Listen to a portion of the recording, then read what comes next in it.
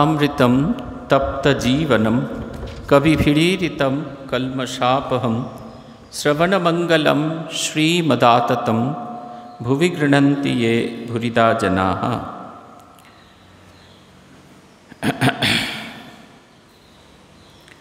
আমরা আজ সমবেত হয়েছি শ্রী শ্রী রামকৃষ্ণ কথামৃত থেকে পাঠ এবং আলোচনার উদ্দেশ্য নিয়ে। আমাদের আজকের পর্ব ষষ্ঠ পরিচ্ছেদ তৃতীয় দর্শন। এখানে বলা হচ্ছে সর্বভূতস্থমাত্মানম সর্বভূতানি চাত্মনি ঈক্ষতে যোগযুক্তাত্মা সর্বত্র সমদর্শন। এটি গীতার ষষ্ঠ অধ্যায় 29 নম্বর শ্লোক থেকে পড়া হচ্ছে, যেখানে বলা হচ্ছে যে সবার ভেতরে সর্বভূতস্থমাত্মানম, সবার ভেতরে সেই যে পরম পুরুষ যে বিরাজ করছেন এটি যিনি লক্ষ্য করেন। সর্বভূতস্থমাত্মানম সর্বভূতানি চাত্মনি, সবার ভেতরে সেই তাকেই যে দেখে। ঈক্ষতে যোগযুক্তাত্মা সর্বত্র সমদর্শন, তখন তিনি সেই অবস্থা প্রাপ্ত হন, তিনি সব কিছুর ভেতরে প্রত্যেকটি জিনিসের মধ্যে দিয়ে সেই শ্রী ভগবানকে দর্শন করে থাকেন। এটা হচ্ছে তার বৈশিষ্ট্য। মাস্টারমশাই বিগত দিন কতগুলি প্রশ্ন করেছিলেন আমরা শুনেছি, এবং বিগত দিন তিনি সেই প্রশ্নগুলোর শ্রীরামকৃষ্ণদেব উত্তর দিয়েছিলেন। প্রথম প্রশ্ন ছিল ঈশ্বরে কি করে মন হয়। দ্বিতীয় প্রশ্ন ছিল যে সংসারে কীরকমভাবে থাকতে হয় এবং ঈশ্বরকে কি দর্শন করা যায়। আর এই তিনটি ছিল প্রশ্ন। এর সঙ্গে শ্রীরামকৃষ্ণদেব আরও একটি শব্দ বলেছিলেন, সেটি হচ্ছে বস্তু বিচার। ঈশ্বরকে পাওয়ার জন্য বস্তু বিচার, ঈশ্বরই বস্তু আর বাকি সব অবস্তু, এই ভাবনার চিন্তাতে নিজেকে মথিত রাখা, এইটার কথা তিনি বারবার বলেছিলেন। এই শব্দটির কথা তিনি বারবার আমাদের উল্লেখ করেছিলেন। আজকে আমরা পড়তে থাকব। এখানে মাস্টারমশাই বলছেন, মাস্টার তখন বরাহনগরে ভগিনীর বাড়িতে ছিলেন। আপনারা সবাই জানেন মাস্টারমশাইয়ের সঙ্গে শ্রীরামকৃষ্ণের দেখা এটা একটা অদ্ভুত ঘটনা। সেটা হচ্ছে তিনি তার জীবন থেকে জীবন তার একেবারে ভালো লাগছিল না, এবং জীবন ভালো না লাগার ফলে তিনি জীবন শেষ করে দেওয়ার চেষ্টা করেছিলেন। জীবন শেষ করে দেওয়ার উদ্দেশ্যে তিনি বাড়ি ছেড়ে তার বোনের বাড়িতে এসে উপস্থিত হন, এবং বাড়ি ছেড়ে তার বোনের বাড়িতে যখন তিনি এসে উপস্থিত হন তখন তিনি তার ভাগনা একে নিয়ে সঙ্গে করে তিনি বেরিয়ে পড়েছিলেন আমাদের বিভিন্ন বাগান দেখতে। এই করতে করতেই তিনি রাসমণির বাগানে এসে উপস্থিত হন, এবং রাসমণির বাগানের পরমহংসদেবকে দর্শন করে তার মনে হয়েছিল জীবনটা অন্যরকমভাবে দেখা উচিত।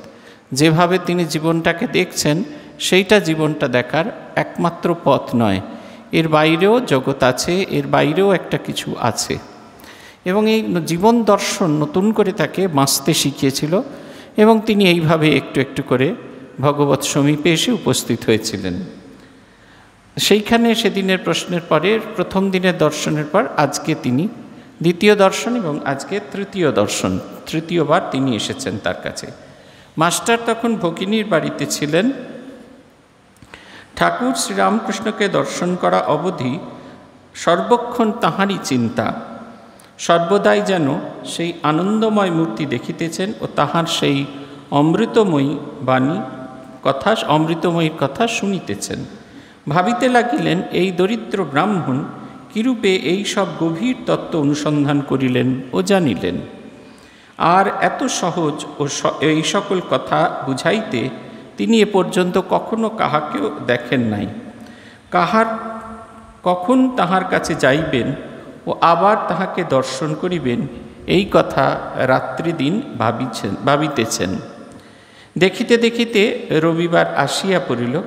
বরাহনগরে নেপালবাবুর সঙ্গে বেলা 3টা-4টার সময় তিনি দক্ষিণেশ্বরের বাগান বাড়িতে এসে পৌঁছিলেন। দেখিলেন সেই পূর্বপরিচিত ঘরের মধ্যে ঠাকুর শ্রীরামকৃষ্ণ তক্তপোষের উপর বসিয়া আছেন। ঘরে এক ঘর লোক রবিবারে অবসর হইয়াছে, তাই ভক্তেরা দর্শন করিতে আসিয়াছেন। এখনও মাস্টারের সঙ্গে কাহারও আলাপ হয় নাই। তিনি সভার মধ্যে এক পার্শ্বে বসিলেন, এক পার্শ্বে আসন গ্রহণ করিলেন। দেখিলেন ভক্ত সঙ্গে সহাস্যবদন ঠাকুর কথা কহিতেছেন। দুটো ছবি এখানে খুব সুন্দর করে দেওয়া আছে। নম্বর 1, যে শ্রীরামকৃষ্ণকে যখন আমরা প্রথম দর্শন করি তখন আমাদের মনের ভেতরে কীরকম একটা ভাব হয়। যখন এই অভিজ্ঞতা বোধহয় আপনাদের সবারই, যখন প্রথম দর্শন করা হয়েছিল তারপর বারবার মনে হয়েছিল কখন তাকে দর্শন করতে পারবো, আমরা কিভাবে তার দর্শন পাব। এই আনন্দে আমরা সবসময় মেতে থাকতাম। অ্যাটলিস্ট অন্যদের কথা আমি তো বলতে পারি না, আমার কথা আমি বলতে পারি।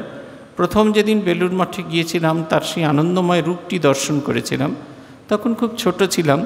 তখন মনে হতো এই রূপটিকে কোথায় দেখব, কারণ ক্যালেন্ডারের ছবি বা এমনি ছবি দেখে কিছুতেই যেন ওই ভালো লাগাটা তৈরি হতো না। বারবার মনে হতো যে এই ছবিটা আর তাকে যেটা দেখেছি এ দুটো একরকম নয়। যখনই আমরা বেলুড় মঠে শ্রীরামকৃষ্ণদেবের সেই বিগ্রহ মূর্তি দেখি তখনই সেই আনন্দটা আমাদের ভেতরে কাজ করতে থাকে, যেটা ছবি দেখে কিছুতেই হয় না। আমাদের বারবার মনে হতে থাকে যে আমরা কি করে তার সঙ্গে একীভূত হতে পারবো, এটা হচ্ছে কথা। এই ভাবনা চিন্তাটি আমাদের ভেতরে ভীষণ রকমভাবে কাজ করতে থাকে। এইখানে মাস্টারমশাইয়েরও ঠিক তাই বলছেন, ঠাকুরকে দর্শন করা অবধি সর্বক্ষণ তাঁহারই চিন্তা। আমাদের হয়তো সর্বক্ষণ তাঁর চিন্তা থাকে না, আমাদের খাওয়া দাওয়ার চিন্তা থাকে, অন্যান্য চিন্তা থাকে, কিন্তু ভগবানের চিন্তাও থাকে। মনে হয় কি করে তাকে দর্শন করব, এইটা হচ্ছে কথা। সর্বদাই যেন সেই আনন্দময় মূর্তি দেখিতেছেন এবং তাহার সেই অমৃতময় কথা শুনিতেছেন। আমরা কেউ শ্রীরামকৃষ্ণকে আমাদের স্থূল চক্ষের চোখ দিয়ে দেখিনি, কিন্তু আমরা যারা তার কথা শুনেছি, শব্দ গ্রন্থ আকারে আমরা পড়েছি, আমাদের এত ভালোবাসা তৈরি হচ্ছে তার জন্যে সবসময় মনে হয় সেই গ্রন্থটি পড়ি। আমরা যারা প্রথম কথামৃত পড়া শুরু করি, আমার মনে আছে গোগ্রাসে গিলছিলাম যাকে বলে, বুঝি না, একটা শব্দও বুঝি না, কিন্তু গোগ্রাসে গিলে চলেছি। এমন এক অদ্ভুত মাধুরী তার মধ্যে রয়েছে। মনে হচ্ছে যেন সবসময় পড়া দরকার, সবসময় যেন জানা দরকার, এরকম একটা ভাব তিনি ভাবছেন। আবার এদিকে তার একটা সত্তা আছে, তিনি শ্রীরামকৃষ্ণের কাছে সম্পূর্ণভাবে আত্মসমর্পণ করতে পারছেন না। আত্মসমর্পণ করতে পারছেন না, তার কারণ হচ্ছে তার যে মনের ভেতরে এই যিনি শুয়ে শুয়ে দেখছেন না, এই যে কী নাম, গীতা দত্ত, যে শুয়ে শুয়ে ক্লাস শুনছেন, দয়া করে আপনার ক্যামেরাটাকে অফ করুন। হ্যাঁ, আমরা আপনার সাহিত্য বুদ্ধমূর্তি দেখতে চাই না। আপনি অসুস্থ থাকলে অবশ্যই শুয়ে শুয়ে শুনুন, কিন্তু ক্যামেরাটাকে অফ করে দিন, এটা অনেক বেশি সুন্দর হবে। আমি আপনাকে বসতে বলছি না, বসতে যদি কষ্ট হয়, কথামৃত শুনতে যদি কষ্ট হয়, তো শুয়ে শুয়েই দেখুন, কিন্তু আপনার ওই ছবিটা আমরা দেখতে চাইছি না। দেখুন, তিনি কিছুতেই শ্রীরামকৃষ্ণের কাছে তার যে একেবারে যে আত্মসমর্পণ, সেই আত্মসমর্পণটা কিছুতেই হচ্ছে না। কেন হচ্ছে না আত্মসমর্পণ? কারণ তার বিদ্যার অহংকার। ঠাকুর তার বিদ্যা ভেঙে চুরে তছনছ করে দিলেন, বললেন, ও তুমি বুঝি ভারী জ্ঞানী। এই কথাটা তিনি বললেন, এত বড় কথা তিনি বললেন। তার স্ত্রী সম্পর্কে যখন কথা হচ্ছিল তখন তিনি বলেছিলেন, ও তুমি বুঝি ভারী জ্ঞানী। তারপরে যখন তার মনে হচ্ছিল যে সবাইকে বলাই বোঝানো যে ঈশ্বরের মৃন্ময় মূর্তিতে নয়, ঠাকুরের সেই তীব্র তিরস্কার যে তোমাদের কলকাতার লোকেদের এই এক অভ্যাস, শুধু বুঝিয়ে বলা, এততেও তার হচ্ছে না। তিনি তখনও পর্যন্ত শ্রীরামকৃষ্ণকে তাঁর যে ছাঁকনি সেই দিয়ে বিচার করে চলেছেন। বলছেন, এই দরিদ্র ব্রাহ্মণ কিরূপে এইসব গভীর তত্ত্ব অনুসন্ধান করিলেন এবং জানিলেন, আর এত সহজে ওই সকল কথা বুঝাইতে তিনি এ পর্যন্ত কাহাকেও কখনো দেখেন নাই। শিক্ষক মহাশয়কে তখন আমাদের প্রয়োজন হয় যখন আমাদের পাঠ্যবস্তু আমরা বুঝতে পারি না। আমরা যদি আমাদের পাঠ্যবস্তু বুঝতে পারি তাহলে আমাদের গুরুর প্রয়োজন হয় না। পাঠ্যবস্তুর সেই যে গভীর জটিল বিষয়গুলোকে সহজ করে শিক্ষক মহাশয়রা উপহার দেন আমাদের কাছে। আমাদের স্কুলে পড়াতেন অসীমবাবু, ইংরেজি পড়াতেন।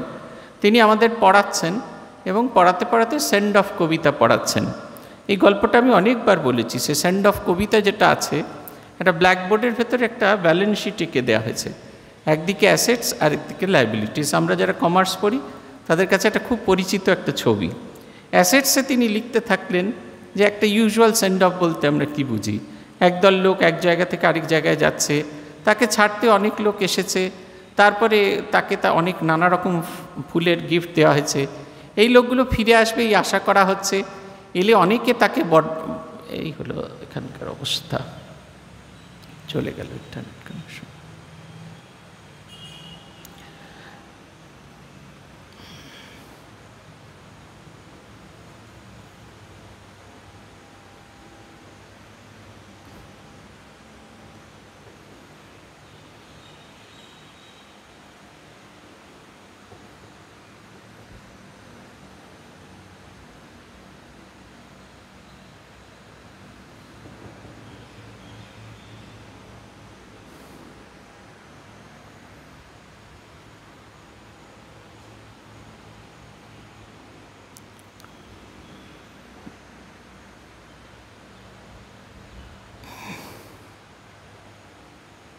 কি ক্লাস নেব কোথায়? হ্যাঁ,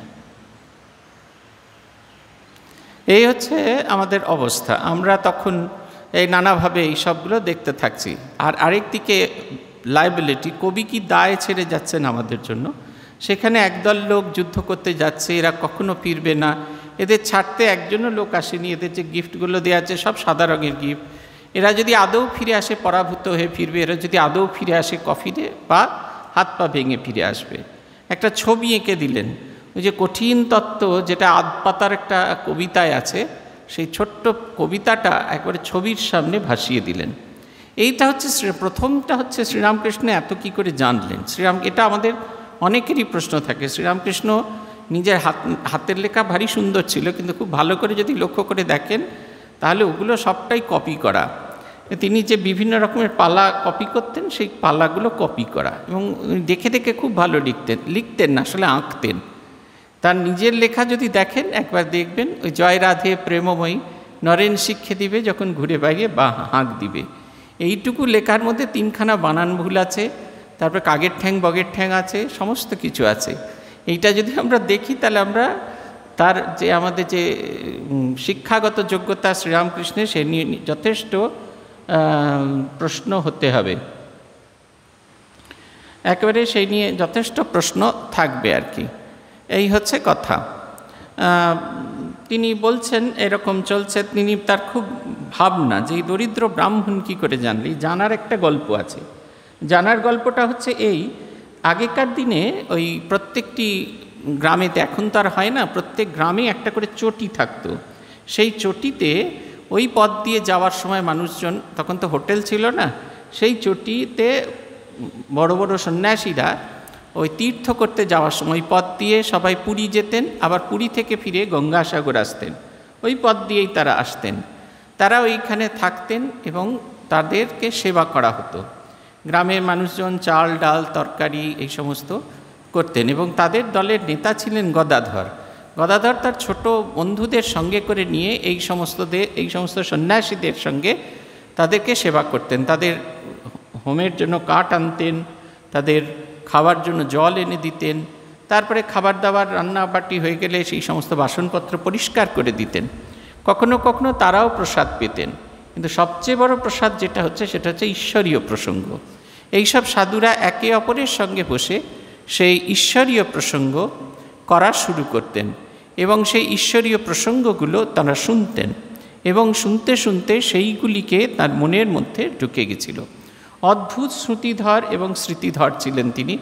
যা কিছু শুনতেন সব তার মনে থাকত, এবং এই মনে থাকার জন্যই তিনি সেইগুলিকে পরবর্তীকালে বলতে পেরেছিলেন।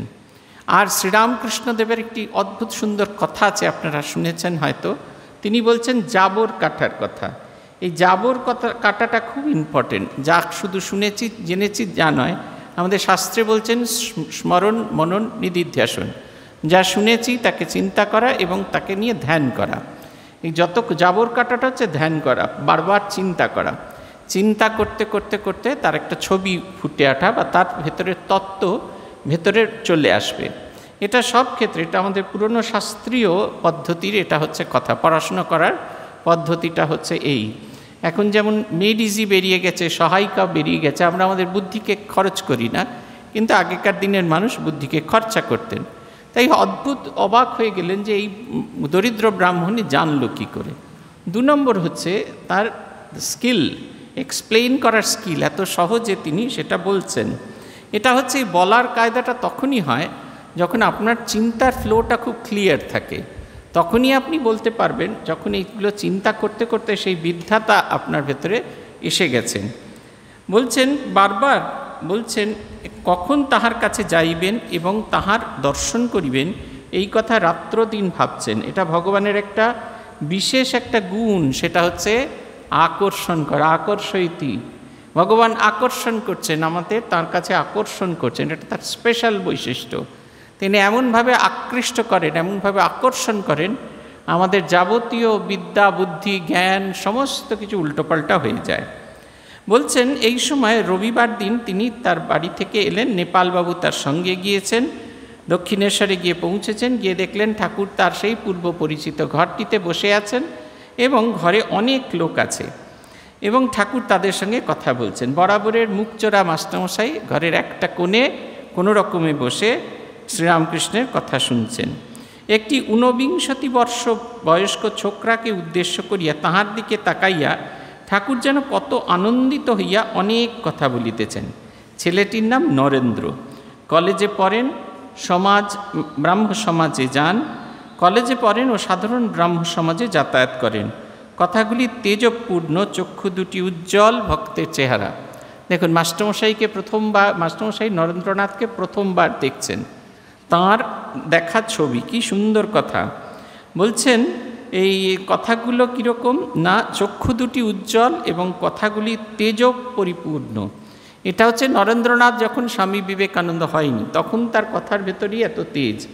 দীর্ঘ সাধনার পর সেই তেজ আগুনে পরিণত হয়েছিল, সেটা আমরা দেখেছি।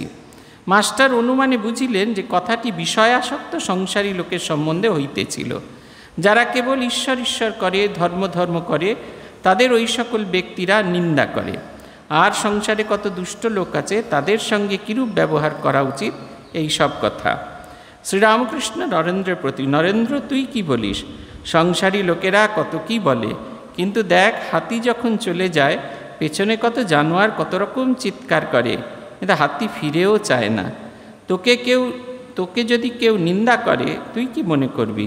নরেন্দ্র বলছেন, আমি মনে করব কুকুর ঘেউ ঘেউ করছে। হাতি অবধি, জন্তু জানোয়ার অবধি ছিল, তিনি একেবারে ডিফাইন করে দিচ্ছেন যে এই লোকগুলো আর কেউ নয়, কুকুর ছাড়া আর কেউ নয়। এটা হচ্ছে মজার কথা। এই শ্রীরামকৃষ্ণ সম্পর্কে সামনে এইসব আলোচনা হচ্ছে। এই অভিজ্ঞতা কম বেশি আমাদের সবাই হয়েছে। যখনই কোনো মানুষ ভালো কিছু করতে চায়, যেটা সাধারণ হিসেবে ভালো নয়, সেইগুলিতে যখন মানুষ ঢুকতে চায়, তখন তাদের ভীষণ রকমের বাধা উপস্থিত হয়। আমরা সবাই চাই সংসার আমার মতো করে হোক। সংসারে বাবা চান ছেলেরা আমার মতো করে হোক, মায়েরা চান মেয়েরা আমাদের মতো হোক, আমার মতো করে হোক। কিন্তু সন্তানেরা কি চায়, এটি বড় একটা বাবা মায়েরা ভাবেন না। আমরা বরাবর বলে থাকি, আমরা সাধুরাও এই কথা বলে থাকি, আমাদের সময় কি কষ্ট ছিল, তোদের এখন মাথার ওপর 2টো করে পাখা আছে, আমাদের সময় পাখাই ছিল না। 2টো গামছা ভিজিয়ে একটা পেতে একটা পরে শুতাম, যখন ঘণ্টাখানেক বাদে উঠতাম 2টো গামছাই শুকিয়ে যেত, এই কোমরের কাছটা একটু ভিজে থাকতো। কোথায় তোরা কত আরাম করে আছিস। এটা একটা ভারী সুন্দর উত্তর দিয়েছিলেন স্বামী শারদানন্দজি। চিঠির লেখক ছিলেন স্বামী বিরজানন্দজি, যিনি প্রথম আমাদের বরানগর মঠে সাধু হিসেবে যোগদান করেন। তিনি যে কষ্ট দেখেছেন, তিনি যে আর্থিক দৈন্যতা দেখেছেন, পরবর্তীকালে যখন মায়াবতীতে তিনি গেছেন, সেখানে গিয়ে আর ততখানি আর্থিক দৈন্যতা, কষ্ট নেই।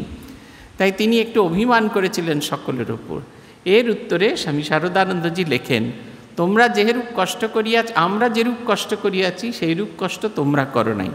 তোমরা যেরূপ কষ্ট করিয়াছ, তোমাদের পরবর্তী প্রজন্ম সেইরূপ কষ্ট করিবে না। অতএব এই সকল দিকে না দেখিয়া তাহারা কেমন করিয়া ঈশ্বরে মন নিবিষ্ট করে, সেইটি দেখাটা খুব ইম্পর্টেন্ট। এই সবাই আমরা চাই যে জগৎটা আমার হাতের মতো হোক, আমার মতো হোক। এবং আমার মতো না হলেই এই জগতে যারা আছে তারা প্রত্যেকে খুব খারাপ লোক। সেই কারণে যারা ধর্মপথে যাওয়ার চেষ্টা করে তাদেরকে সকলে খারাপ কথা বলে। তা সেই এগুলোর প্রসঙ্গে ঠাকুর বলছেন যে হাতি যখন বাজারে চলে যায় তখন অনেক জন্তু জানোয়ার। আবার কার মাইক্রোফোন খোলা হলো? মঞ্জুশ্রীদি, হ্যাঁ, মাইক্রোফোনটা অফ করতে হবে। তারপরে হাতি যখন বাজারে চলে যাচ্ছে, তার পেছনে অনেক জন্তু জানোয়ার চিৎকার চেঁচামেচি করে, কিন্তু হাতি তাতে কোনো রকম রিয়াকশন দেখায় না, সে তার ভাবে চলতে থাকে। কালকেই দেখছিলাম একটা ছোট্ট ক্লিপিং, যে যখন তোমাকে ভেবে চিনতে ঠিক করতে হবে কার পেছনে তুমি লাগছো। যে একটা গন্ডার চলেছে, গন্ডারের দল, 3টি গন্ডার পাশাপাশি চলেছে, এবং আমাদের একটি চিতাবাঘ সেই গন্ডারকে পেছন দিয়ে আস্তে আস্তে একটুখানি আক্রমণ করার চেষ্টা করছে। সে ভাবছে পেছন দিয়ে আক্রমণ করব, গন্ডার বুঝতে পারবে না, গলাটায় দাঁত বসিয়ে দেবো, ব্যাস হয়ে যাবে। সে একটুখানি খালি আঁচড় মেরেছে, তাতেও গন্ডার কিছু করেনি। তারপরে যখন দ্বিতীয়বার আঁচড় মারার পরই গন্ডারটা ঘাড় ঘুরিয়ে তাকিয়েছেন। তার সেই অদ্ভুত নাকের সামনে যে শিংটা আছে সেটি দেখে সেই চিতাবাঘ আর তৃতীয়বার থাবড়া মারার কোনো সুযোগ পাননি, তিনি ফিরে গেছেন। আমাদের এই রকম ভাবটি রাখা দরকার। জগতে সবাই তার মতো করে বলতে থাকবে, আমাদের সেটাকে উপেক্ষা করে যতক্ষণ না আমরা যেতে পারবো ততক্ষণ পর্যন্ত কিন্তু সংসার সাগরে আমরা এগিয়ে যেতে পারবো না। ঠাকুর তাই তাকে বলছে, নরেন্দ্রের কনফার্মেশন চাইছে। নরেন্দ্র কি ভাবে? নরেন্দ্র আবার এক কাটি ভেবে বলছেন, আমি ভাববো কুকুরেরা চিৎকার করছে, মানে আরও নিচু জাতির। ঠাকুর বলছেন, শ্রীরামকৃষ্ণ, না রে, অত দূর নয়, সকলের হাস্য। ঈশ্বর সর্বভূতে আছেন, তবে ভালো লোকের সঙ্গে মাখামাখি চলে, মন্দ লোকের কাছ থেকে তফাতে থাকতে হয়। বাঘের ভিতর নারায়ণ আছে, তা বলে বাঘকে আলিঙ্গন করা চলে না। সকলের হাস্য। যদি বলো বাঘ তো নারায়ণ, তবে কেন পালালো? তবে উত্তর, যারা বলছে পালিয়ে সেও তারাও নারায়ণ, তাদের কথা কেন না শুনি? শ্রীরামকৃষ্ণের 3টি দাওয়াই এখন খুব পপুলার হয়েছে, পূজনীয় সর্বপ্রিয়ানন্দজির বক্তব্যের দরুন 3টি দাওয়াইয়ের কথা বলছেন। প্রথম বলছেন ফোঁস করবে, এইটা হচ্ছে প্রথম দাওয়াই আছে, ফোঁস করার কথা আছে। দ্বিতীয়টা হচ্ছে করবে কিন্তু বিষ ঢালবে না। আর তৃতীয় হচ্ছে উপেক্ষা করা। এই উপেক্ষা করা, বাঘনারায়ণ জেনে তার থেকে দূর থেকে সরে যাওয়া। দূর থেকে সরে যাওয়া মানে তাকে প্রণাম করে সে খারাপ জেনে তার সঙ্গ থেকে সরে যাওয়া, সঙ্গ থেকে অনেক দূরে যাওয়ার এটার কথা বলছেন। একটি গল্প শোনো। কোনো এক বনে এক সাধু থাকেন, তার অনেকগুলি শিষ্য। তিনি একদিন শিষ্যদের উপদেশ দিলেন যে সর্বভূতে নারায়ণ আছেন, এইটি জেনে সকলকে নমস্কার করবেন। একদিন এক শিষ্য হোমের জন্য কাঠ আনতে বনে গিয়েছিল। এমন সময় একটা রব উঠল, কে কোথায় আছে পালাও, একটা পাগলা হাতি যাচ্ছে। সবাই পালিয়ে গেল, কিন্তু শিষ্যটি পালালো না। সে জানে হাতিও যে নারায়ণ, তবে কেন পালাবো? এই বলে দাঁড়িয়ে রইল, নমস্কার করে স্তবস্তুতি করতে লাগলো। এদিকে মাহুত চেঁচিয়ে বলছে, পালাও পালাও। শিষ্যটি তবুও নড়ল না। শেষে হাতিটা সুরে করে তুলে নিয়ে তাকে এক ধারে ছুঁড়ে ফেলে দিয়ে গেল। শিষ্য ক্ষতবিক্ষত হয়ে ও অচৈতন্য হয়ে পড়ল। এই সময় সংবাদ পেয়ে গুরু ও অন্যান্য শিষ্যরা তাকে আশ্রমে ধরাধরি করে নিয়ে গেল আর ঔষধ দিতে লাগলো। খানিকক্ষণ পর চেতনা হলে ওকে জিজ্ঞাসা করলে, তুমি হাতি আসছে শুনেও কেন চলে গেলে না? সে বললে, গুরুদেব যে আমায় বলে দিয়েছিলেন যে নারায়ণী মানুষ, জীবজন্তু সব হয়েছেন, তাই আমি হাতি নারায়ণ আসছে দেখে সেখান থেকে সরে যাইনি। গুরু তখন বললেন, বাবা, হাতি নারায়ণ আসছিলেন বটে, তা সত্য, কিন্তু বাবা, মাহুত নারায়ণ তো তোমায় বারণ করছিলেন। যদি সব নারায়ণ হয় তবে তার কথা বিশ্বাস করলে না কেন? মাহুত নারায়ণের কথাও তো শুনতে হয়। এইটা বলছেন যে সবার কথাই শুনতে হবে। সবার ভেতরে যদি ঈশ্বর বিরাজ করেন তো প্রত্যেকের কথাই শুনতে হবে। যেখানে দুঃখ আছে, যে পরিস্থিতি দুঃখ আছে, তাকে পরিহার করে চলাটাই আমাদের খুব প্রয়োজন। শাস্ত্রে আছে আপো নারায়ণ, জল নারায়ণ, কিন্তু কোনো জলে ঠাকুর সেবায় চলে, আবার কোনো জলে আঁচানো, বাসন মাজা, কাপড় কাচা কেবল চলে, কিন্তু খাওয়া না, ঠাকুর সেবা চলে না।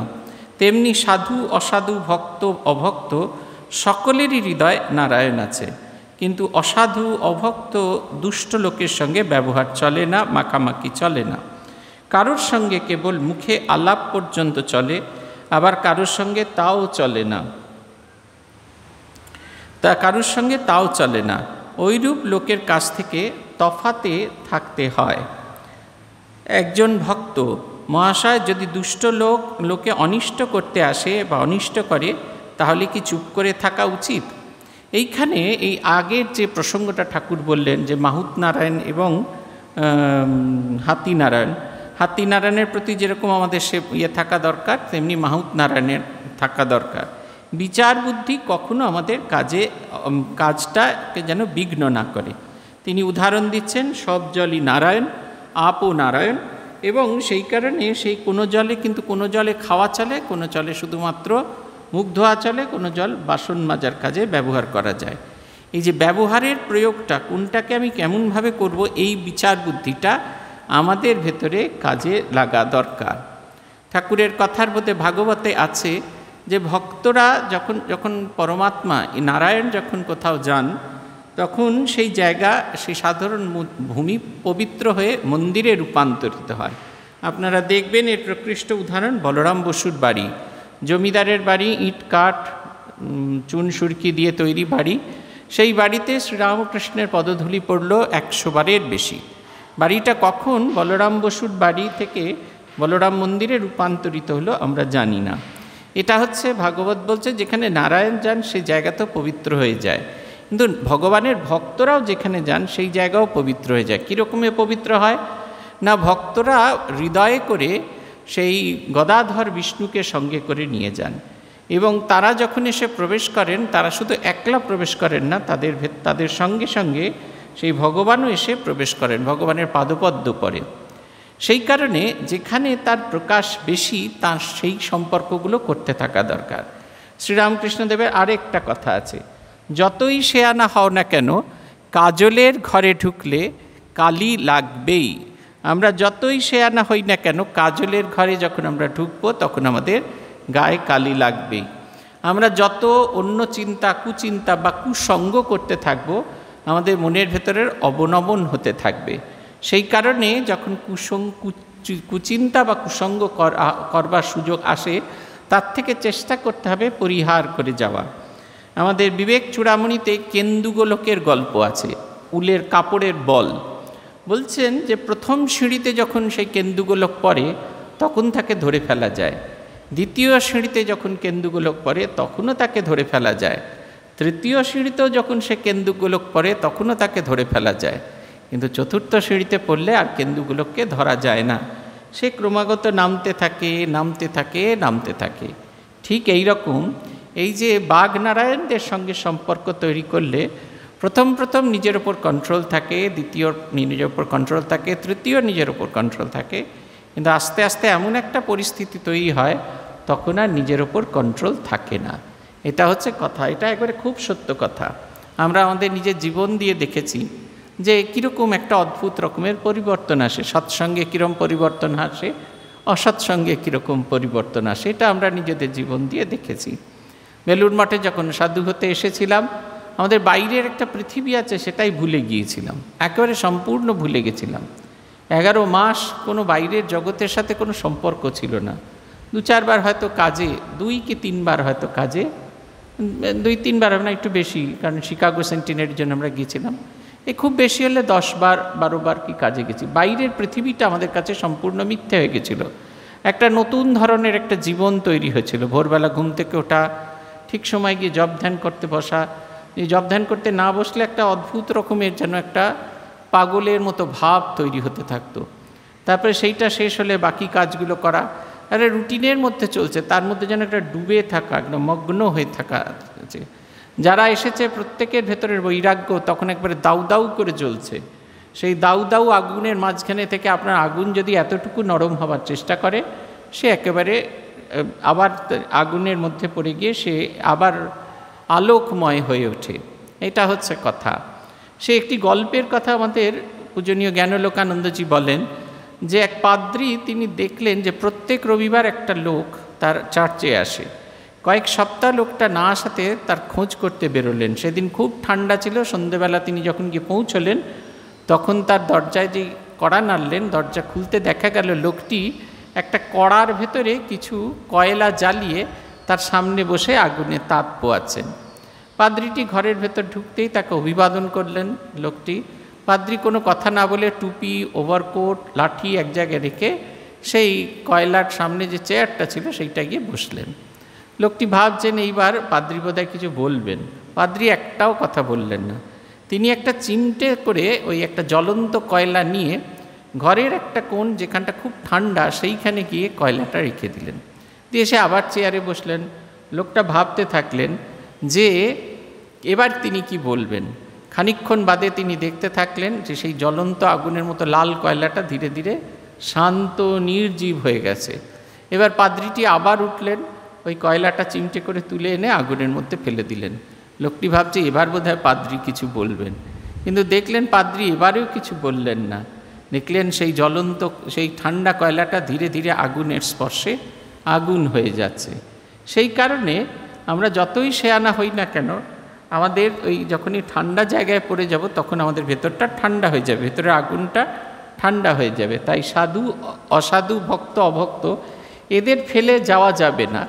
কিন্তু আমি কোন ক্লাসের সাথে মিশবো, আমি নিজেকে কেমন করে উন্নত করব, নিজের চিন্তা ভাবনাগুলোকে আরও বেশি অর্থপূর্ণ করব, এই ভারটা আমার উপরই রাখা আছে। একজন প্রশ্ন করেছে, মহাশয় কেউ যদি অনিষ্ট করতে আসে বা অনিষ্ট করে তাহলে কি চুপ করে থাকা উচিত? এরকম অভিজ্ঞতা আপনাদের আমাদের সবার হয়। ঠাকুর বলছেন, লোকের সঙ্গে বাস করতে গেলেই দুষ্ট লোকের হাত থেকে আপনাকে রক্ষা করার জন্য একটু তমগুণ দেখানো দরকার, কিন্তু সে অনিষ্ট করবে বলে উল্টে তার অনিষ্ট করা উচিত নয়। এক মাঠে এক রাখাল গরু চড়াতো। সেই মাঠে একটি ভয়ানক বিষাক্ত সাপ ছিল। সকলেই সেই সাপের ভয়ে অত্যন্ত সাবধানে থাকত। একদিন একটি ব্রহ্মচারী সেই মাঠের পথ দিয়ে আসছিল। রাখালরা দৌড়ে এসে বলল, ঠাকুরমশাই ওদিক দিয়ে যাবেন না, ওদিকে একটা ভয়ানক বিষাক্ত সাপ আছে। ব্রহ্মচারী বললেন, বাবা তা হোক, আমার তাতে ভয় নেই, আমি মন্ত্র জানি। এই কথা বলে ব্রহ্মচারী সেই দিকে চলে গেল। রাখালেরা ভয়ে কেউ সঙ্গে গেল না। এদিকে সাপটা ফনা তুলে দৌড়ে আসছে, কিন্তু কাছে না আসতেই ব্রহ্মচারী যেই একটা মন্ত্রে পড়ল, অমনি সাপটা কেঁচোর মতো পায়ের কাছে পড়ে রইল। ব্রহ্মচারী বললে, ওরে তুই কেন পরের হিংসা করে বেড়াস? আয় তোকে মন্ত্র দিব। এই মন্ত্র জপলে তোর ভগবানে ভক্তি হবে, ভগবান লাভ হবে, আর হিংসা প্রবৃত্তি থাকবে না। এই বলে সে সাপকে মন্ত্র দিল। সাপটি মন্ত্র পেয়ে গুরুকে প্রণাম করলে আর জিজ্ঞাসা করলে, ঠাকুর কি করে সাধন করব বলুন? গুরু বললেন, এই মন্ত্র জপ কর আর কারোর হিংসা করো না। ব্রহ্মচারী যাওয়ার সময় বললে, আমি আবার আসব। এই রকমই কিছুদিন যায়। রাখালেরা দেখে যে সাপটার কামড়াতে আসে না, ঢেলা মারে তবুও রাগ হয় না, যেন কেঁচোর মতো পড়ে আছে। একদিন একটি রাখাল কাছে গিয়ে ল্যাজে ঘুরিয়ে ঘুরপাক দিয়ে তাকে আছড়ে ফেলে দিল। সাপটির মুখ দিয়ে রক্ত পড়তে থাকল, আর সে অচেতন হয়ে পড়ল, নড়ে না চড়ে না। রাখালেরা মনে করল সাপটি মারা গেছে। এই মনে করে তারা সব চলে গেল। অনেক রাতে সাপেরও চেতনা হলো। সে আস্তে আস্তে অতি কষ্টে তার গর্তের ভিতর চলে গেল। শরীর চূর্ণ, নড়বার শক্তি নাই। অনেক দিন পর যখন অস্থি চর্মসার, তখন বাইরে আহারের চেষ্টায় রাত্রে একাধবার চড়তে আসত। ভয়ে দিনের বেলায় আসত না। মন্ত্র লইবার পর অবধি আর হিংসা করে না। মাটি, পাতা, গাছ থেকে পড়ে গেছে এমন ফল খেয়ে প্রাণ ধারণ করে। প্রায় 1 বৎসর পরে ব্রহ্মচারী সেই পথে আবার এলো। এসেই সাপের সন্ধান করলে। রাখালরা বললে সেই সাপ মারা গিয়েছে। তখন তিনি বললেন, ব্রহ্মচারীর কিন্তু ও কথায় বিশ্বাস হলো না। তিনি বললেন যে আমি যে মন্ত্র দিয়েছি, বললেন যে মন্ত্র দেওয়া হয়েছে সেই মন্ত্রের সাধন না হলে দেহত্যাগ হবে না। খুঁজে খুঁজে সেই দিকে তার দেওয়া নাম ধরে ডাকতে লাগলো। সে গুরুদেবের আওয়াজ শুনে গর্ত থেকে বেরিয়ে এলো, খুব ভক্তিভাবে প্রণাম করলো। ব্রহ্মচারী জিজ্ঞাসা করলেন, তুই কেমন আছিস? সে বলে, আজ্ঞে ভালো আছি। ব্রহ্মচারী বললে, তবে তুই এত রোগা হয়ে গেছিস কেন? সাপ বললে, ঠাকুর আপনি আদেশ করেছেন, কারো হিংসা করি না, তাই পাতাটা ফলটা খেয়ে বোধহয় রোগা হয়ে গেছি। ওর সত্যগুণ হয়েছে কিনা তাই কারোর উপর হিংসা ক্রোধ নাই। সে ভুলেই গেছিল যে রাখালরা মেরে ফেলবার জোগাড় করেছিল।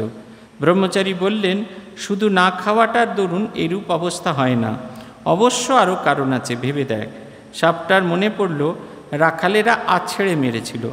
তখন সে বলল, ঠাকুর মনে পড়েছে বটে, রাখালরা একদিন আছাড় মেরে আমাকে মেরেছিল। তারা অজ্ঞান, জানে না যে আমার মনের কি অবস্থা।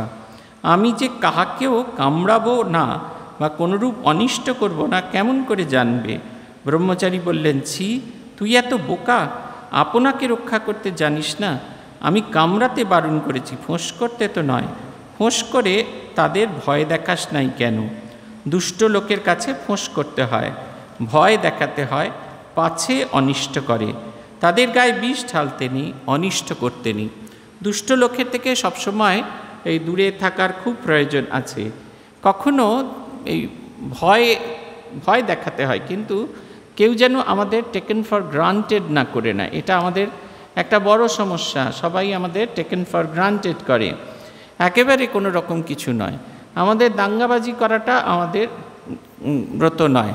আপনারা দেখবেন আমাদের যখন কিছুদিন আগে একটা সমস্যা তৈরি হয়েছিল, এরকম সমস্যা অনেকবারই তৈরি হয়েছিল। যখন এই সমস্যাগুলো তৈরি হয়, রামকৃষ্ণ মিশনের তরফ থেকে যে রিয়াকশানটা দেওয়া হয়, সেই মোড অফ রিয়াকশানটা, এটা একবারে আপনারা দেখবেন, খুব বোল্ড, ভীষণ অল্প কথা, কিন্তু একেবারে নরমভাবে বলা, এমনভাবে বলা যে বলাটা মানুষ একেবারে তার ভেতরে গিয়ে একদম অন্তঃস্থলে গিয়ে বিঁধবে, কিন্তু সেটা কখনো, সেই ঘাটা কখনো ছড়িয়ে যাবে না, সেই আঘাতটা কখনো একেবারে খারাপ দিকে টার্ন নেবে না, কখনো তার মধ্যে থেকে প্রতিহিংসা আসবে না, এমনভাবে কথাগুলো বলা হয়ে থাকে। পূজ্যপাদ ভূতেশানন্দজি মহারাজের কাছে আমরা শুনেছি যে যখন মিটিংয়ে খুব হইচই হতো, ভূতেশানন্দজির কথা আমরা শুনেছি, অনেক যখন মিটিংয়ে কোনো একটা বিষয় নিয়ে খুব আলোচনা হচ্ছে, তর্ক বিতর্ক হচ্ছে, উনি একবারে শান্তভাবে দুপক্ষকে দেখতেন, এ পক্ষকেও দেখছেন, ও পক্ষকে দেখছেন। যখন যুযুধান দুটো পক্ষ কোনো একটু শান্ত হলো, তখন তিনি তার নিজের বক্তব্যটা পেশ করতেন। আত্মস্থানন্দজি এরকম একটি প্রসঙ্গের কথা বলতে গিয়ে বলেছিলেন, তখন আমরা মনে মনে ভাবছি যে উনি ঠিক সাক্ষীর স্বরূপ রূপে বিরাজ করছেন, উনি ঠিক সমস্যাটা বুঝেছেন। আমরা সমস্যার কোনো একটা দিকে চলে গেছি এবং দুজনে দুপক্ষে চলে গিয়ে নিজেদেরকে ডিফেন্ড করার চেষ্টা করছি, তা কিন্তু না। উনি কিন্তু ঠিক মাঝখানে বসে সমস্যাটাকে দেখার চেষ্টা করেছেন এবং সমাধান সূত্র দিচ্ছেন। আমাদের জীবনটা ঠিক এরকম হওয়া দরকার।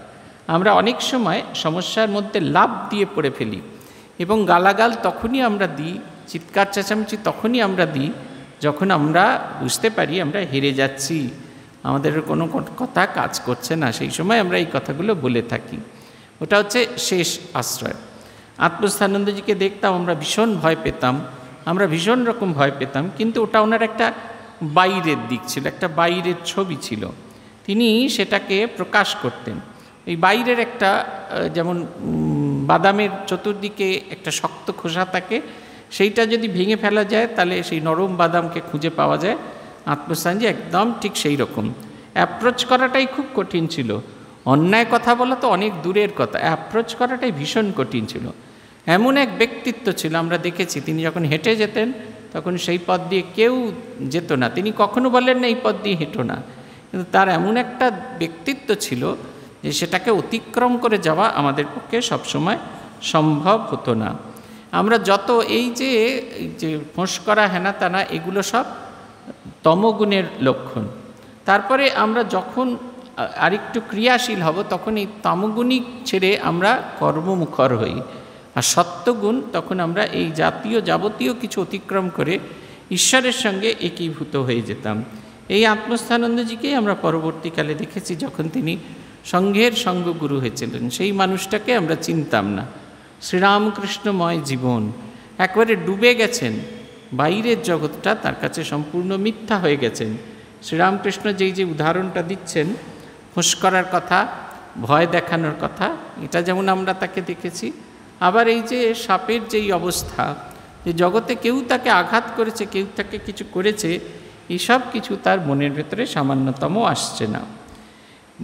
ঠাকুর বলছেন ঈশ্বরের সৃষ্টিতে নানা রকম জীবজন্তু গাছপালা আছে। জানোয়ারের মধ্যে ভালো আছে, মন্দ আছে, বাঘের মতো হিংস্র জন্তু আছে, গাছের মধ্যে অমৃতের ন্যায় ফল আছে, আবার বিষফলও আছে। তেমনি মানুষের মধ্যে ভালো আছে, মন্দ আছে, সাধু আছে, অসাধু আছে, সংসারী জীব আবার ভক্ত আছে। জীব 4 প্রকার বলছেন, বদ্ধ জীব, মুমুক্ষু জীব, মুক্ত জীব, নিত্য জীব। আমরা কখনো শুধুমাত্র ভালোটা পাবো আর খারাপটা পাবো না, সেরকমটা কিন্তু কখনোই হবে না। ভালো খারাপ দুটো নিয়েই আমাদের জগৎ, আমরা কোনোটাকে ছেড়ে যেতে পারবো না, আমাদের ছাড়ার কোনো উপায় নেই। এই সব কিছু আমাদের ভেতরে থাকবে, কিন্তু আমি কার সাথে সম্পর্ক তৈরি করব সেটা হচ্ছে আমাদের কথা। 4 রকম জীবের কথা বলছেন, বদ্ধ জীব, মুমুক্ষু জীব, মুক্ত জীব এবং নিত্য জীব। নিত্য জীব যেমন নারদ আদি, এরা সংসারে থাকে জীবের কল্যাণের জন্য, জীবদিগকে শিক্ষা দিবার জন্য। এরা সব সময় সংসারে থাকে, এদের কোনো রকম নিজেদের কোনো কারুর কাছ থেকে কিছু পাওয়ার আশা নেই। তারা জীবন ধারণ করেন, উন্নত মানের জীবন মানুষকে দেখান, এবং এই উন্নত মানের জীবন যাপন করলে কেমন মানুষ হতে পারে তার সবসময় একটা ছবি আমাদের কাছে এঁকে দেন। নিত্যজীব এরা হলেন নিত্যজীব। বদ্ধজীব হচ্ছে বিষয় আসক্ত হয়ে থাকে, তারা ভগবানকে ভুলে থাকে, ভুলেও ভগবানের চিন্তা করে না। বিষয় আসক্ত জীব এরা কখনো অন্য কোনো কিছুকে চিন্তা করতে পারে না। তারা নিজেদের কি পাওয়া হলো কি পাওয়া হলো না সেই সবের মধ্যেই তারা লেগে থাকে। দেখবেন এরকম ছবি আমাদের কাছে আছে, আপনাদের সবার কাছেই আছে। এই চৈত্র মাসের সেল থেকে পুজো শুরু হলো, তখন মনে হলো গরমকালে পাতলা হালকা জামা কাপড় কেনা হোক। তারপরে কিছুদিন বাদে মনে হলো না পুজো এই বর্ষাকাল এসেছে, এইরকম সময় এমন জামা কাপড় কেনা উচিত যেগুলো খুব দ্রুত শুকিয়ে যাবে। সব কিন্তু প্রয়োজনীয় আমরা কিনি, এগুলো প্রত্যেকটা আমাদের আলমারিতে থরে থরে সাজানো থাকে। তারপরে পুজোর সময় ভালো একটা কিছু কিনতে হবে, কালী পূজাতে স্পেশাল কিছু পড়তে হবে, সেইটা একটা করতে হবে। তারপরে কিছুদিন যেতে না যে ক্রিসমাসের জন্য কিছু পড়তে হবে, নতুন বছরে কিছু পড়তে হবে, দোলে কিছু পড়তে হবে। এই কিনতে কিনতে দেখবেন আবার সেই চৈত্র সেল এসে পৌঁছেছে, কিন্তু আমাদের যে বাসনা সেটা কমে না।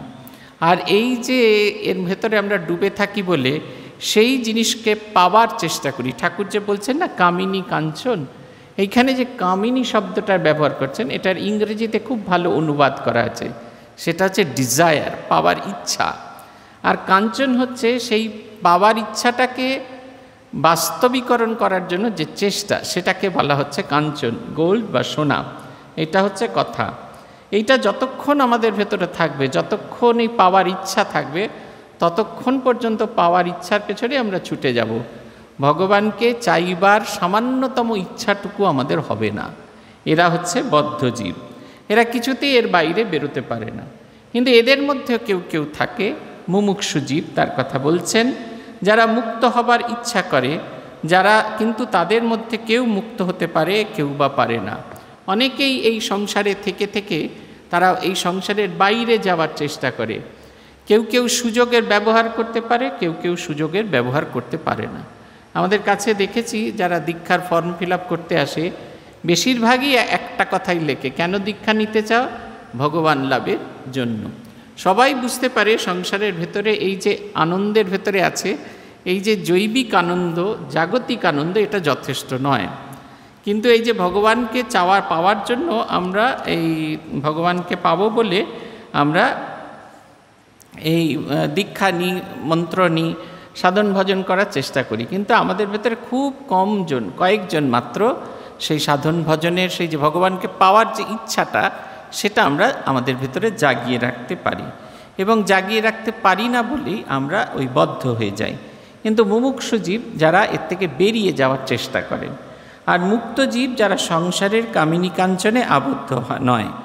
যেমন সাধু মহাত্মারা, যাদের মনে বিষয় বুদ্ধি নেই, আর যারা সর্বদা হরিপাদপদ্ম চিন্তা করে। এইটা হচ্ছে সবসময় ভগবানকে পাওয়ার ইচ্ছার জন্য সবসময় তার চিন্তা করা।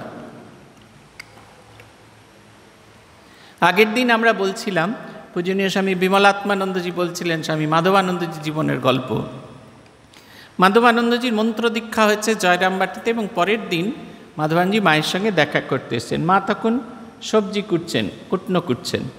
মাধবানন্দজি এসে বসেছেন, প্রণাম করার পরে মা বলছেন, আর বাবা আমরা মেয়ে মানুষ, আমাদের আর সর্বক্ষণ সাধন ভজন, এই দেখো না চা ভাত হবে, চা জল চড়িয়েছি, জল গরম হচ্ছে, সেই সময় একটু জপ করে নিলুম, তারপরে এই চাল ধুয়ে চাল দিলুম, ভাত ফুটছে, সেই সময় একটু জপ করে নিলুম।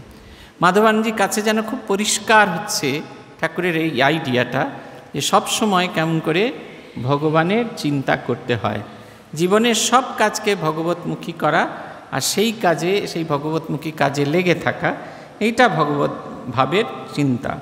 এবং তাই এরা কখনো সংসারের ভেতরে বদ্ধ হন না, তাই এদের মুক্ত জীব বলছেন।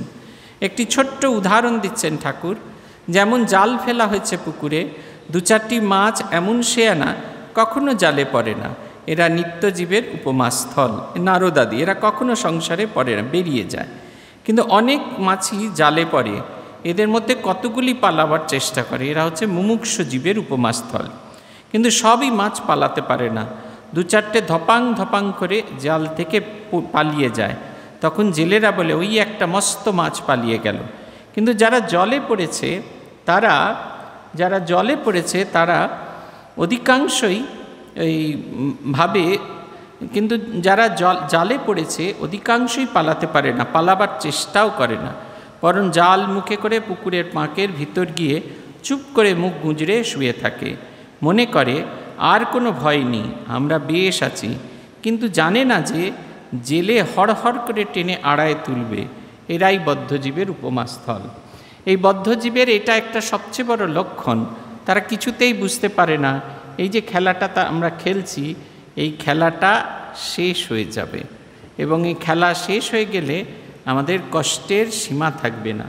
আমরা কখনো এই খেলা মনে হয় যে অনন্ত দিন চলতে থাকবে, আমার এই সব জীবন যৌবন এরকমভাবে চলতে, প্রত্যেক দিন বদল হয়ে যাচ্ছি, চুলের রং কালো থেকে সাদা হয়েছে, আমি আবার বার্গেন্ডি করে তাকে কালো বানিয়ে ফেলছি, দাঁত পড়ে গেছে, আমি ডেন্টিস্টের কাছে ফলস টিথ ইমপ্লান্ট করে নিচ্ছি, আমার সেই 16 বছরের হাসিটাকে ইনট্যাক্ট রেখে দিচ্ছি। আমি মাঝে মাঝে ভাবি যে ফিল্ম স্টার প্রসেনজিৎকে, তাকে আমি খুব অল্প বয়সে দেখেছি, তখন থিয়েটার করতো সে, সমাধান বলে একটা স্টার থিয়েটার একটা নাটক হতো, তাতে একটা ছোট্ট কমিক রোলে অভিনয় করতো, কি অপূর্ব সুন্দর দেখতে।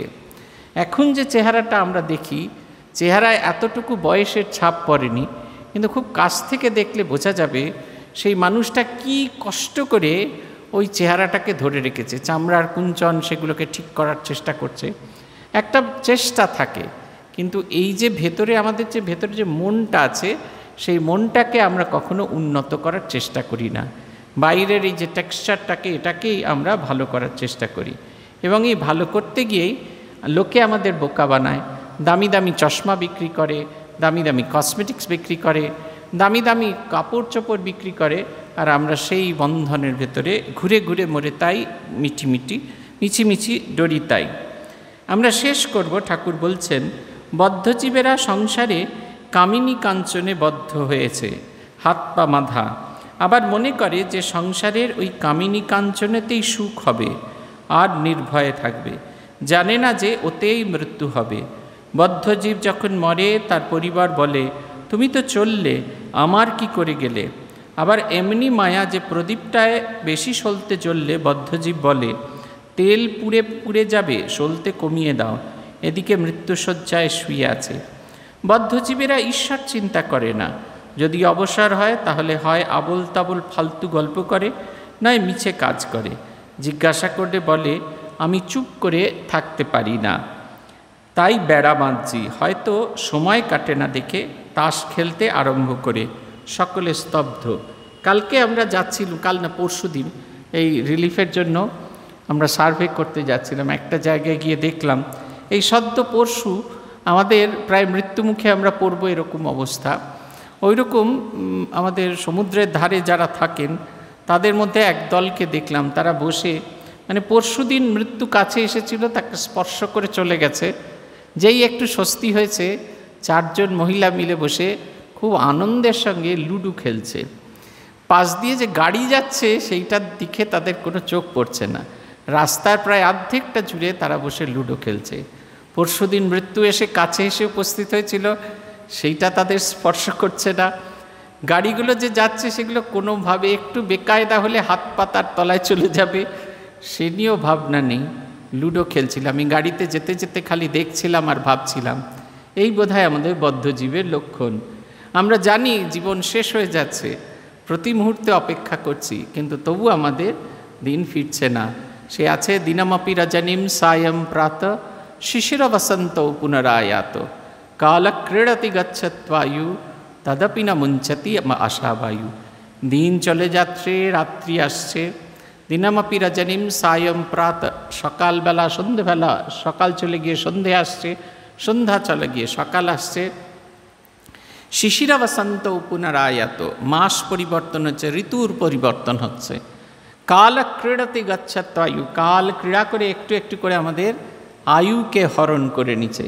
তদপি না মুঞ্চতি আশাবায়ু, তবু আমাদের আশা যাচ্ছে না। ভাবছি অনন্ত জীবনের ভাণ্ডার নিয়ে এসেছেন, তাই বলছেন ভজ গোবিন্দম ভজ গোবিন্দম গোবিন্দম ভজ মূঢ়মতে। মূঢ়মতি বলছেন কেন? কারণ আমরা জেনে শুনে আমরা সেই সংসারের পাকচক্রে পড়ে আছি। আমরা সেই তখনও লুডো খেলে চলেছি। পরশুদিন যখন ঝড় এসেছিল তখন ভাবছিলুম এই বোধহয় শেষ হয়ে যাব। পাশ দিয়ে গাড়িগুলো যাচ্ছে, মনে হচ্ছে বেকায়দায় হলেই আমার ওপর চাপিয়ে দেবে গাড়িটা। সব জানছি, সব বুঝছি, কিন্তু মনে হচ্ছে দুচক্কা ফুট হোক। দুচক্কা দিলে পুট হলে আমার দুটো ঘুঁটি বেরোবে, আর পুটে আমি ওই খেলে খেলে খেলে খেলে বেড়াবো। এই দুচক্কা পুট করতে করতেই আমাদের জীবনটা চলে যাচ্ছে। তাই বলছেন কাল ভজ গোবিন্দম ভজ গোবিন্দম গোবিন্দম ভজ মূঢ়মতে সম্প্রাপ্তে সন্নিহিতে কালে নাহি নাহি রক্ষতি ডুঙ্ক্রিং ক্ররণে। কাল যখন খেলতে শুরু করবে, কাল যখন তার নৃত্য দেখাতে থাকবে, চুলের মুঠি ধরে টেনে নিয়ে যাবে, সে এতটুকু সময় দেবে না। অতএব তাই সেই সময় আসার আগে এমন একটা উজ্জ্বল জীবনযাপন করা দরকার যাতে মিলেমিশে তার সঙ্গে একাকার হয়ে যাবে। একটি ছেলে হাসপাতালে চাকরি করে, আমার সঙ্গে বেশ খুব দোস্তি আছে। ফেসবুক থেকে দোস্তি, এখন বেশ ভালো দোস্তি হয়ে গেছে। অল্প বয়সী ছেলে, খুব উদ্যমী ছেলে। সে বলছে, আচ্ছা এরকম হয় না যে তোমরা একবার সন্ন্যাস জীবনযাপন করতে করতে আস্তে আস্তে আবার এই জন্মটা শেষ হয়ে গেলে পরের জন্মে আবার গৃহস্থ জীবন পাবে, আমাদের সন্তান হয়ে আসতে পারবে, এরকম উন্নত মানের সন্তান পাবে? আমি তাকে বলছি যে আমি আর জন্মাতে চাই না, এই যে জন্মমৃত্যুর চক্র দেখেছি সেটাকে আর চাই না। বলছেন কি করলে এরকম অবস্থায়? বাসনা মুক্তি। যত বাসনা থাকবে তত আমাদের হবে। স্বামীজি মা ঠাকুরন বলছেন মুক্তি এক্ষুনি হয় যদি মানুষ নির্বাসনা হয়, সে বাসনাশূন্য হতে পারে। না হলে ওই দুচক্কা পুট হতেই আমাদের চলবে। শ্রী শ্রী ঠাকুরের কাছে প্রার্থনা তিনি আমাদের ভেতরে সেই দুচক্কা পুট খেলার অভ্যাসটা কাটিয়ে দিন। আমরা যেন ডুবে যেতে পারি তার গভীর ভাবনায়, আমরা যদি মিশে যেতে পারি তার ভাবনা চিন্তার ভেতরে, তার জগতের ভেতরে। এবং এই দুচক্কা ফুট অনেক খেলেছি, এই খেলা থেকে বেরিয়ে আসতে পারি। রবীন্দ্রনাথের একটি গান আছে, প্রভু খেলেছি অনেক খেলা, এবার তোমারও ক্রোড়ও চাই। এই বোধটা আমাদের যেন হয়, আমরা অনেক খেলা খেলেছি, এবার তার পাদপদ্মে চাই, তার কোলে যেন উঠে পড়তে পারি। এই খেলা যেন আমাদের ভেঙে যায়। আজ এই পর্যন্ত। ওম নিরঞ্জনম নিত্যম অনন্তরূপম ভক্তানুকম্পা ধৃতবিগ্রহম বৈ ঈশাবতারম পরমেশমিড্যম তং রামকৃষ্ণম শিরসা নমামি। ওম শান্তি শান্তি শান্তি। হরি ওম তৎসৎ। শ্রীরামকৃষ্ণার্পণমস্তু। আপনাদের সঙ্গে আবার আমাদের দেখা হবে এই অনলাইন ক্লাসে পরশুদিন শ্রী শ্রী মায়ের কথা এইটাতে।